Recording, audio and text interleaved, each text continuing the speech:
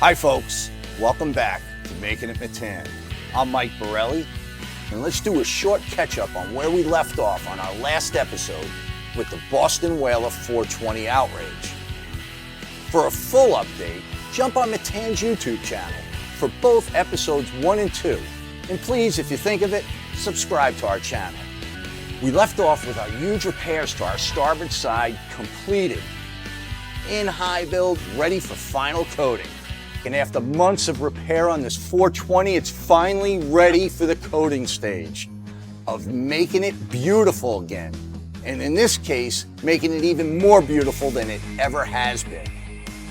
With one of the most awesome Awlgrip paint jobs you're ever gonna see. Well, not really, we kind of say that after every one of our paint jobs, but this one was kind of special. Scotty and I painted it together and it was done over an 18-hour period. However, before we were able to get to the paint stage, we needed to get the repair areas that were being finished in Gelcoat. In fact, gel coated, sanded, wet sanded, buffed and polished. The first thing the men did was give the surface of the entire boat a major wash down. We'll be doing much more intense cleaning when we transform our fiberglass shop into the paint booth in preparation of our paint phase. But that's a whole different type of cleaning. After both the boat and the surrounding areas were cleaned up, the crew needed to go in and mask around the repair areas. We didn't want to get our Gelcoat overspray on surfaces that were all ready for final primer. Now that that was complete, we were ready to begin getting Gelcoat on this boat. And that begins with the mixing and matching of the color. Now you'd think that's not a big deal. We get on the phone with our Gelcoat company or Boston Whaler and say, hey, send us down a few gallons of Gelcoat for 2016 420. Well, you can do that and you'll get the Gelcoat. But let me tell you something, it'll never match. It'll be close, in some cases, not even close. So we have to take the time, tweak our colors. And for that, we call in Van Boezelstein. This is a lost talent in the industry. Having the knowledge to know what colors to add to make your color perfect. To do this, it takes time, and sometimes, so much time, I want to kill him.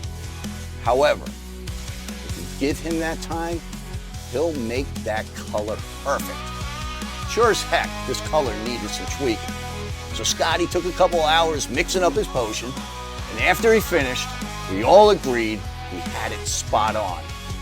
Well, the guys had the shop cleaned up, boat masked, and Scotty had his color. It was time to get Gelcoat on this boat. Scotty prepared each one of his quart containers of the mixed Gelcoat. He then activated 1 quart at a time as he went through his multiple coats. Knowing we had plenty of mill thickness to go through all our sanded and wet sanded stages, we still needed to know how much to sand as we worked through each one of our sanding grits. Well, remember the guide coat we used throughout our project during the fairing stages? We'd use the same guide coat with our Gelcoat. Gelcoat is not like paint where you can reduce it down so you'll be able to spread out into the smooth surface. Now we're good, and we can get Gelcoat to be pretty smooth, but Gelcoat's still gonna have something that is known as an orange peel surface. The orange peel needs to be sanded down smooth so it completely disappears. The way we do that is with our guide coat. No different when we use our guide coat with the fairing compound, looking for our large leftover shaded in areas, which would mean our low spots. We're doing the opposite here with the Gelcoat. We are utilizing the guide coat to tell us when that orange peel is completely gone. Well, we do this through our first round of sanding, where we in fact do it dry. We don't want to start off wet sanded even though we're only removing the orange peel texture. Because if you did, the sandpaper would hydroplane and would take more effort to remove the orange peel. As soon as the men were done with their 320, they switched right over to 600 wet and proceeded to wet sand through their grits right up to 3000. After they sanded through all the numbers and gave the surface a good wash down, they began the buffing and polishing stage, bringing out the beautiful glossy luster of the day it rolled out of the assembly line. Gelcoat is a very different product than urethane paints. Gelcoat is used in the production of not only boats, but most out-of-mold fiberglass parts. It is applied directly to the mold first. Then the fiberglass is laid up, so when you take the part out of the mold, the Gelcoat finish mimics the surface of the mold. So if that mold is perfect, beautiful, and glossy, when that fiberglass part comes out of the mold, the Gelcoat's outer surface is going to have the same perfect, beautiful, glossy finish. In our case, we are applying the Gelcoat to the outer surface. We have to produce the luster by going through the sanding and polishing stage. Now that we're done with this very important stage, it's time to move on what I keep promising in this episode, and that's some of the most amazing Awlgrip paintwork you're going to see in the industry. And yes, it's time to get the Boston Whaler 420 Outrage in paint. We did this by getting the fiberglass shop completely cleaned and transformed into our spray booth. We moved everything outside the shop, well, except this friggin' monster, and washed every nook and cranny in the entire area. We changed out our filters, masked the top side of the vessel, as well as the bottom of the vessel. We masked the top side for obvious reasons, and made sure that the bottom was masked as well, for that we already prepped the surfaces of the bottom for the bottom system, and we didn't want to contaminate the surfaces with the overspray. We utilized a product called Ready Mask, which has anywhere from 36 to 48 inches of foldable plastic. However, the tape they use isn't the best. We sandwich masked the blue vinyl tape with our 3M 233 Plus. This line was our separation line between our gel-coated and painted surfaces. Scotty step masked 3 layers of tape. This is so we can utilize our blue vinyl tape line throughout our priming and painting stages. And yes, I said priming.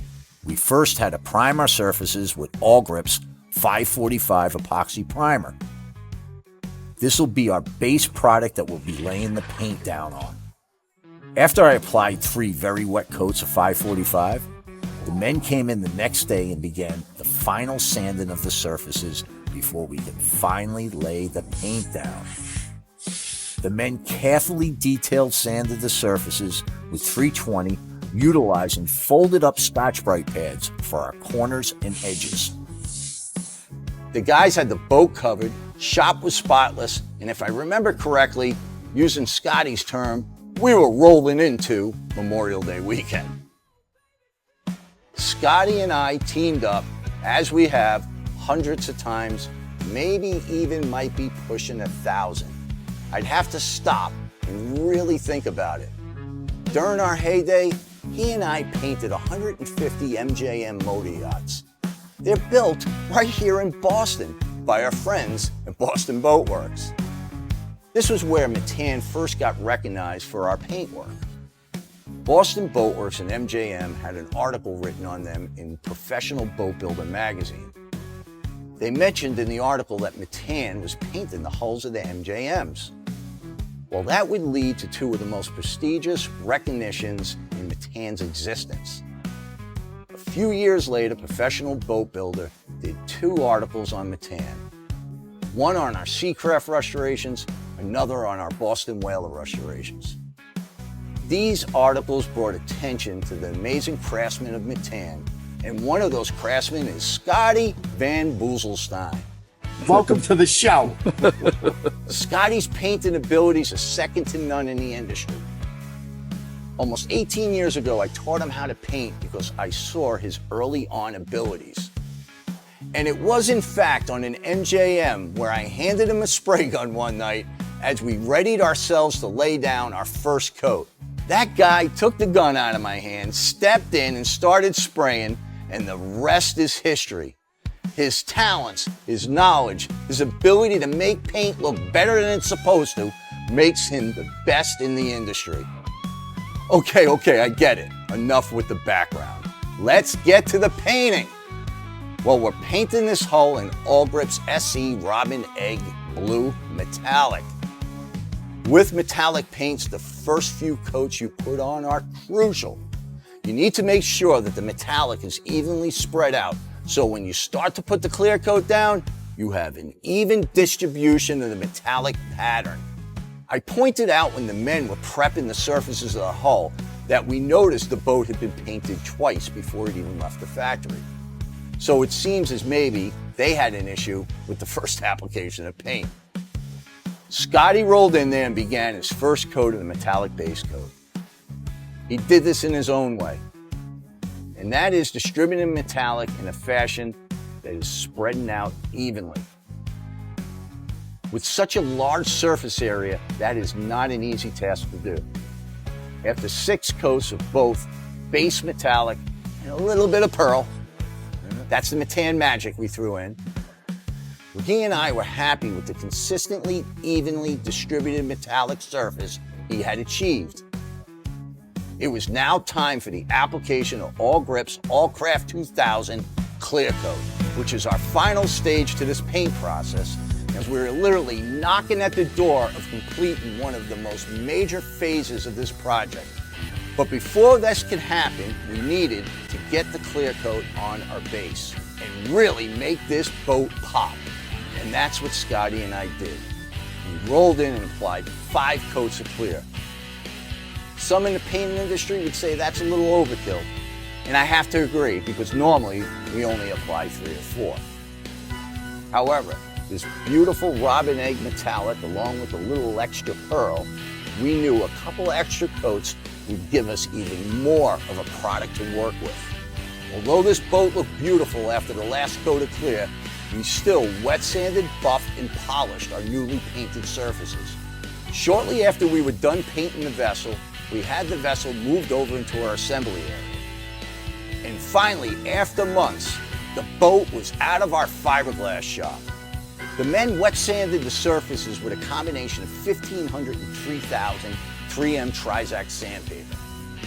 Wet sanding and polishing the surfaces ensures any imperfections that might have gotten into the clear-coated surfaces are eliminated. Yeah, your occasional bug, or spegma as us painters like to call it, we're able to remove those imperfections and make the surface truly flawless, truly Metan. Well, there you see it. The 2016 Boston Whaler 420 Outrage repairs are complete, and it's time to get this vessel back together and, more importantly, back to Texas. So join us next time on Making It Metan. If you like this segment, click right here. If you like this segment and you want to watch the whole episode, click right here.